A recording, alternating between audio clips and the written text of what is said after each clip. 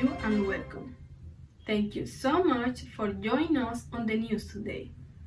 You are in TYH News. My name is Laura Mestra and today we are going to be talking about the most recent and important events for the country. Now, the headlines.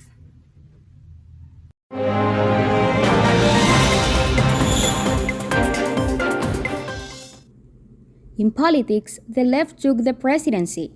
In the previous election, Gustavo Petro got more than 50% of the vote and now is the new president of Colombia.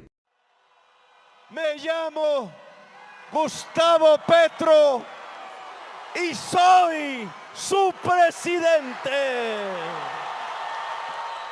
Besides, the famous Eurobeast Polo Polo will be inaugurated as congressman the next July.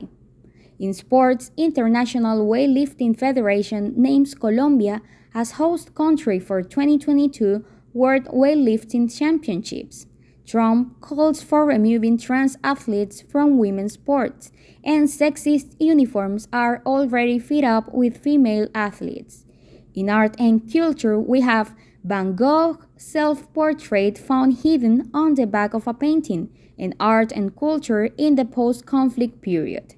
And finally, in entertainment, the three iconic moments in the Met Gala. And Donatella does what she always does, which is...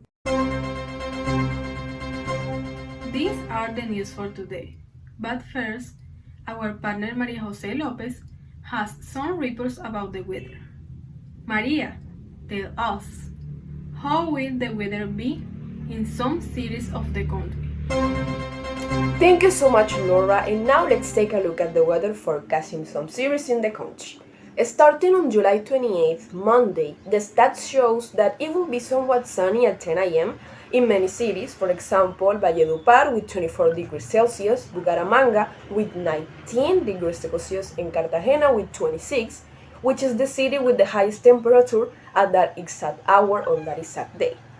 On the other hand, some cities will experience a foggy environment with cold temperatures like Cali with 17 degrees Celsius and Florencia with 20.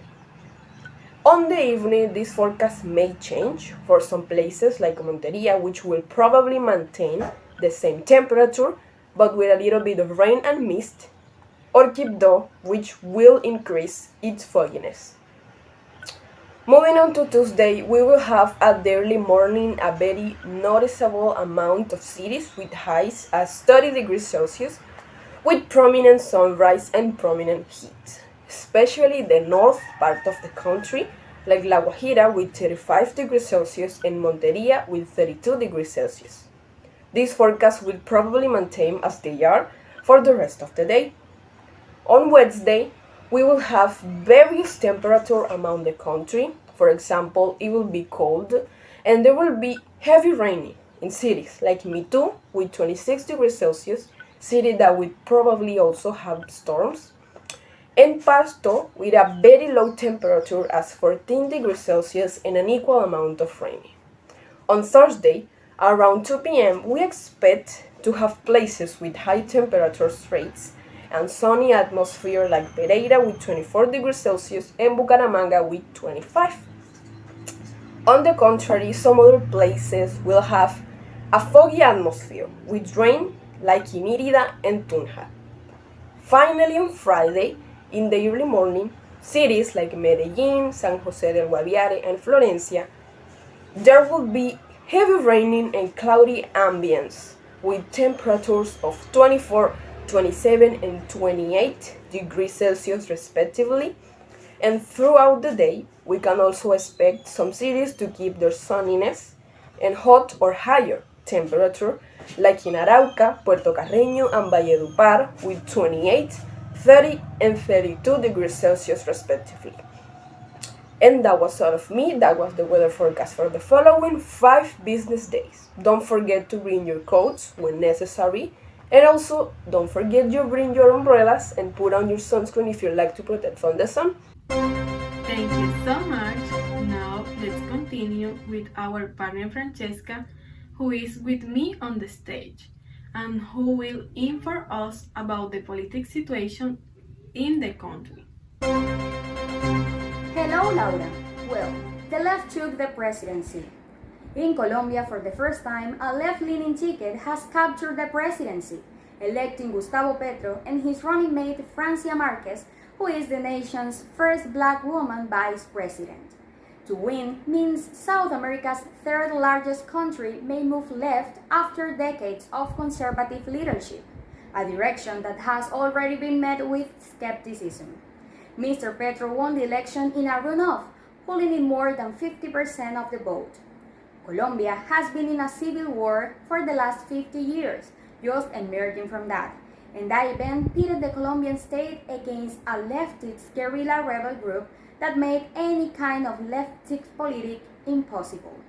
Gustavo Petro once belonged to a different rebel group known as M19 that eventually became its own political party, while it was still operating. In the country, there is depolarization, and it's not easy to suggest that formal rebels should be in charge of the whole state, which it once contested. Rodolfo Hernandez, by his side, quickly conceded his loss, bringing an end to an election season driven by threats, misinformation, and often extreme viewpoints. In other news, Miguel Polo Polo will be inaugurated as congressman. Next July 20th, Polo Polo arrives at Congress for the Afro seat in the House of Representatives. He ran for the Black Communities Community Council Fernando Rios Hidalgo. From the moment of the pre-count and subsequent scrutiny, a legal dispute for that seat began.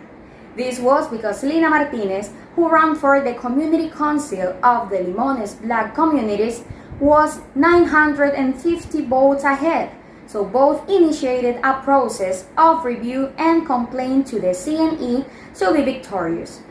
Polo Polo recognizes himself as a promoter of the free market and as a black right-winger, and his current victory as congressman worries more than one person. They state that he doesn't represent the historical struggles of the black population in Colombia, and he also denies the actions in favor of reducing these gaps. This is all until now in the political situation of the country. Now, Karen Gonzalez tells us a little bit about the world of sports. Hi, this is Karen Gonzalez reporting the sports news.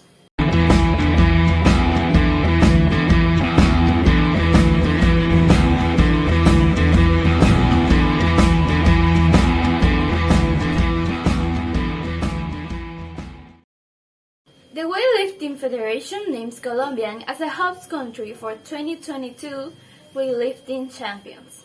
The organization has yet to confirm a competition date. This is the biggest competition in weightlifting after the Olympics themselves. It is going to be in April 25. The organization has selected Bogotá as the confirming host location.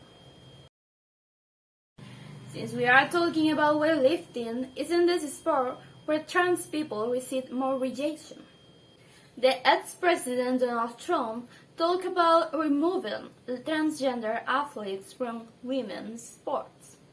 This is not the first time that the president pushed again for keeping away biological men from women's sport. That happened also when he was the president. This is To Don't Forget, and today a recap of 2021 in the Olympians. Women are really fed out with the sexist uniforms. Since the beginning of past 2021, clothing women has been a really important topic in this Olympics. Women have to wear skimpy, tight outfits, which makes easier the sexualization of the female body, as well as below comfortable for competition. For example, the bikini is mandatory for the handball team. In Olympic gymnastics, the sport women don't feel comfortable using leotards. Those exposes their legs, butt, and crotch. It is important to say that males do the same moves with pants. Because of this situation, several women's teams decide to participate with pants or shorts.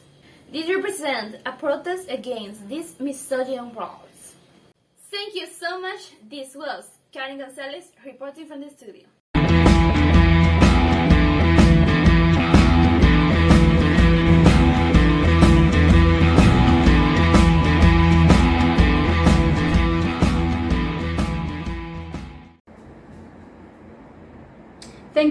much, Karen Amparo. Now, Karen Sanchez has some important news about the latest in art and culture.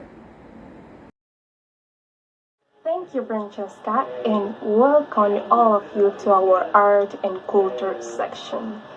My name is Karen Sanchez, and today we will talk about two events that have moved and surprised the art world both nationally and internationally. So let's start.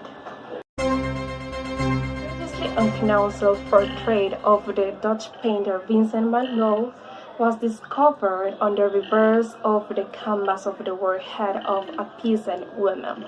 The discovery was made by the National Galleries of Scotland. The self-portrait was hidden for more than 100 years. However, it will be now on view in the exhibition A Little Impressionism from July 30 to November 13 at the Royal Scottish Academy in Edinburgh. Leslie Stevenson, the head of conservation of paintings, said that it was during the preparation of the exhibition when the agency discovered the existence of the self-portrait of the famous Dutch painter. Through the use of X-rays, in addition, she indicated that radiographs usually find paintings prior to the main one painted over themselves. Here, we find an excellent female representation in terms of research and conservation. Now, entering the Colombian context, let's talk about Luz Marina Severra, an Afro-Colombian woman, leader and defender of Black women victims of the Colombian armed conflict, who through different artistic and cultural exhibitions seeks to deliver messages of peace and reconciliation via the organization of enterprising women called La Comadre. Some of the initiatives being promoted by this social organization are the manufacture and sale of African attire, dresses, and turbans made of colorful printed fabrics, and agendas containing messages alluding to peace. Furthermore, one of the cultural transformation initiatives of the women of this organization was the construction of 3 plates that emerged from their own life stories, in which they seek to sensitize Colombian society to the significance of the Colombian armed conflict in some towns and territories. Once again, we find how art influences life and, in addition, represents the social conditions we are going through and Colombian female empowerment. Without further ado, we give way to our reporter Laura Mestra in our entertainment section.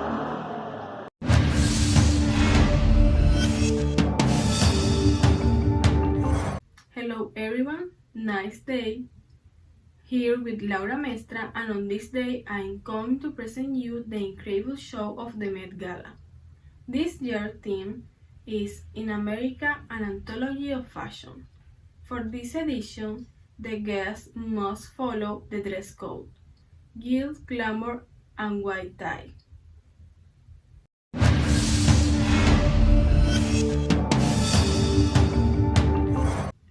First, we have Kim Kardashian, looking fabulous as always, but that's not the point.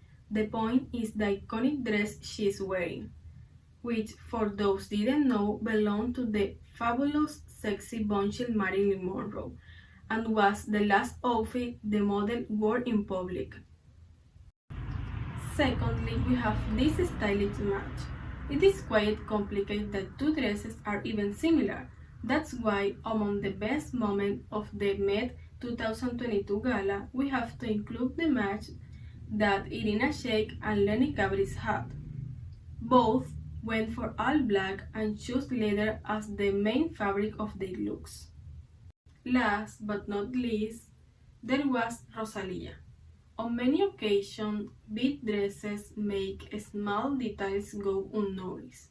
We always feel sorry for her, and that's why we want to highlight Rosalia's details on the red carpet by choosing to bejewel her teeth with a butterfly that complement her Givenchy dress. ¿Cómo estás? Muy bien, muy contenta de estar aquí. Muchas gracias. Pues mira, llevo un diseño de Matthew Williams de Givenchy y muy contenta la verdad porque yo creo que pues aquí ves los volúmenes así un poco.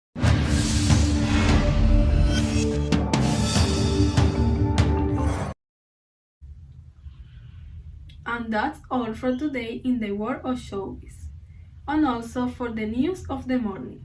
See you at 7 p.m. in our second news broadcast. Don't forget to keep connected with us in our social medias. Happy rest of the day!